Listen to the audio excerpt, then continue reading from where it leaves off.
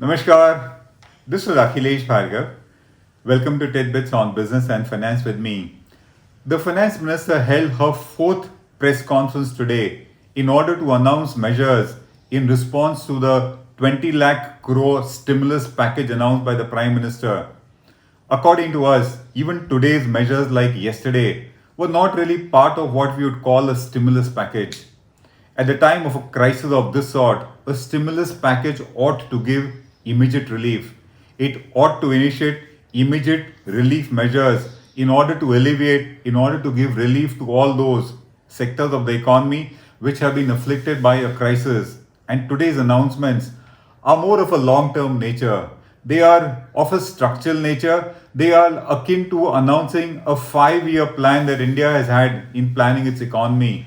Thus, these are long term measures and they will not give any immediate relief to the economy, and they cannot be considered to be part of a stimulus package that the Prime Minister has announced. At the very outset, the Finance Minister said that the Prime Minister has a track record of initiating deep systemic reforms, and towards this, she mentioned reforms like direct benefit transfer, IBC, GST, ease of doing business, public sector bank reforms, coal sector reforms, and various others. And she said that in accordance with this track record of the Prime Minister, further reforms are needed in many other sectors. And they are needed because many sectors, she said, today need simplification. While, of course, reforms have been initiated under the Prime Minister's regime since 2014, but whether they are as successful as the Finance Minister claims, to us, we would not really agree with them. While she mentions these reforms as being successful, many of us think that measures like IBC, measures like GST, measures like EODB, measures like Make in India, Startup India, Skill India have not really given the kind of relief or the kind of performance that they were expected to deliver. Anyway, that's a different issue. Let's come to today's announcements. Today's announcements are in respect of what the FM said, structural reforms, and they are in order to make India an attractive destination, an attractive investment destination. And thus, she announced measures in respect of those sectors which she said need simplification. And these sectors, she said, are the new growth horizon of India. The purpose, she said, is to make India Atmanirbhar, self-reliant, and of course, at the cost of reputation, to make India an attractive investment destination. So, which were the sectors that she announced today, or she touched in her announcements today? The first one, the coal sector.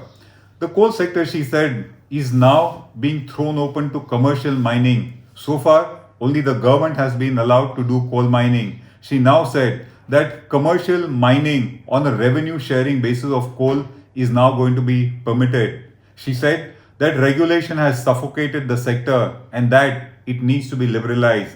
And these measures will also come for sectors like gasification of coal, coal bed methane, etc.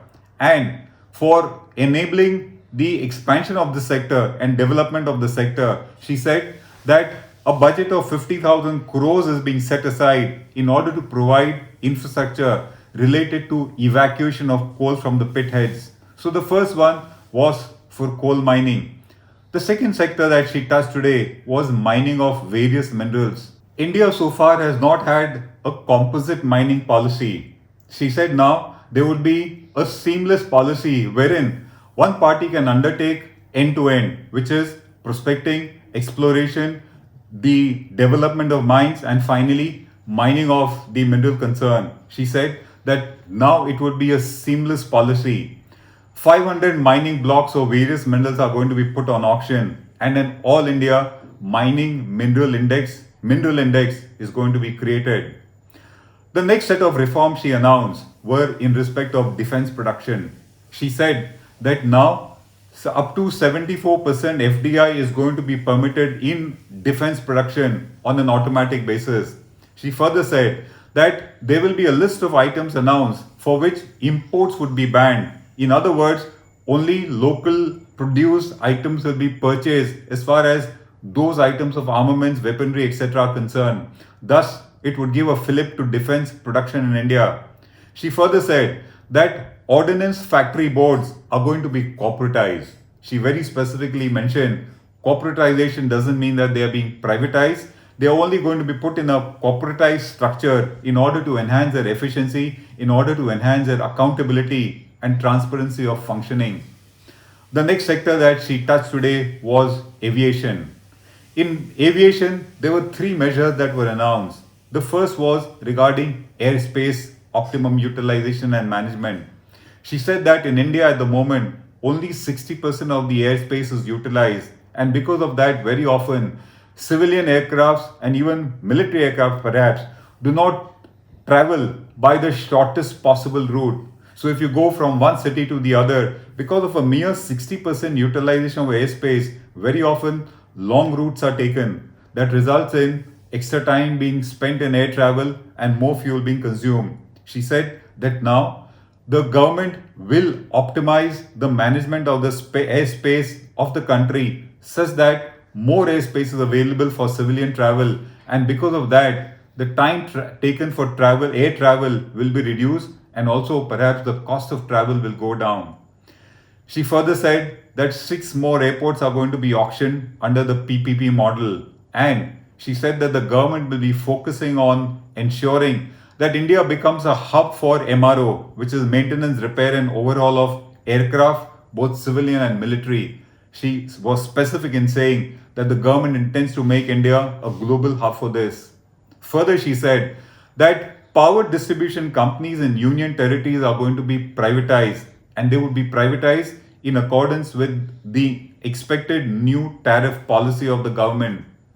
For social infrastructure projects like hospitals, she said that the government is setting aside a budget of 8,100 crores to fund the viability gap, as it is called. And for that, she said that the funding will be enhanced to 30% as against the present funding of 20%. The next sector was space. She said that ISRO's facilities are now going to be available to be used by the private sector in order to be able to participate in India's space program. Further, she said that remote sensing data or geospatial data is going to be available to the private sector so that they don't go abroad and get it. Even though this data, she said, is sensitive, it will be shared by the government with the private sector. And finally, measures in the atomic sector.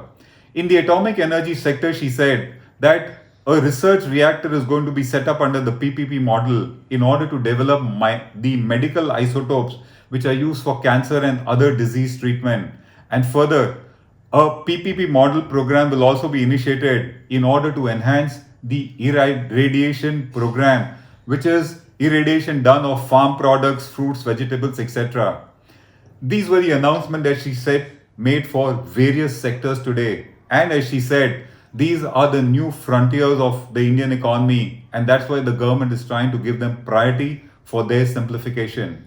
So how do we respond to today's announcements? The first one, as we said at the very outset, that these announcements are of a long-term nature. They are like a 5-year plan. They cannot be considered to be part of a stimulus package, part of that grand 20 lakh crore stimulus package announced by the PM. So first of all, let's not take them as part of that. A second one is, most of these measures make sense, but then why are we always so late?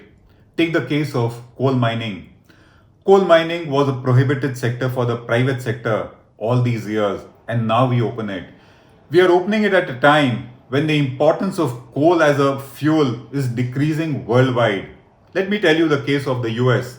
In USA this year, it seems coal consumption has gone down by almost 60%, and that's because a large number of power projects have been commissioned there in the renewable energy sector, which is solar, wind, and hydro. And because of that, the consumption of coal, which is considered to be the dirtiest fuel, has now gone down substantially. That will happen in India also. And now we are opening the sector. We should have opened it at a time when the private sector participation was imperative, but the government did not do that. The second one, all these are proposals. All these, as we said, are 5-year policy plans. They come with a lot of uncertainty. They come with uncertainty right from the announcement to the policy formulation to probably the legislation to the implementation. And when they finally get implemented, you face red tape and corruption. Thus, to that extent, these measures do get discounted. To the extent of the gap between the policy and performance, the gap between the cup and the slip, these measures do get discounted. To us, these are measures which sound like we are starting afresh. Good that we are doing, but it is too late. And the next question that comes is, will these measures enthuse the investor class? Will these measures energize the investor to invest in these sectors? We think not so soon. It is going to be a wait and watch situation because, as we said, the government's track record in execution has always been weak. However much the finance minister may like to praise the track record of the present government, we really do not subscribe to that. And finally, what is worth noting is, in the post-conference questions, the finance minister was asked, is there a timeline that has been decided for implementing all these initiatives? And her answer was, at the soonest, at the earliest. We think that's a vague reply. And that's what makes all these announcements to be vague according to us. We hope they get implemented because according to us, they are generally good for the country whenever progress takes place, however late it is. This is Akhilesh Bhargav signing off till we meet again. Namaskar.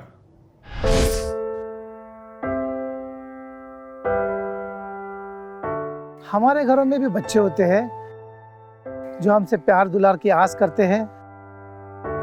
हमारा भी जीवन साथी है जिसको हमारे duty से घर आने का इंतजार होता है। हमारे घर में भी एक बूढ़ी माँ है जिनके लिए आज भी हम ही आंखों के तारे हैं। लेकिन हम हमारे घरों में नहीं हैं। आपकी सुरक्षा में कोई कसर न रहे, इसलिए हम अपने प्रियजनों से दूर हैं। हम में से ही कुछ तो अब इतने दूर जा चुके हैं कि वो वापस अपने घरों को लौट भी नहीं पाएंगे। हमें गर्व है कि हमारे कंधों पे मुंबई शहर के नागरिकों की सुरक्षा की जिम्मेदारी है। हमारे जज्बे और बलिदान को व्यर्थ न जाने दे। इस संकट के समय में आप घर पे रहे, सुरक्षित रहे।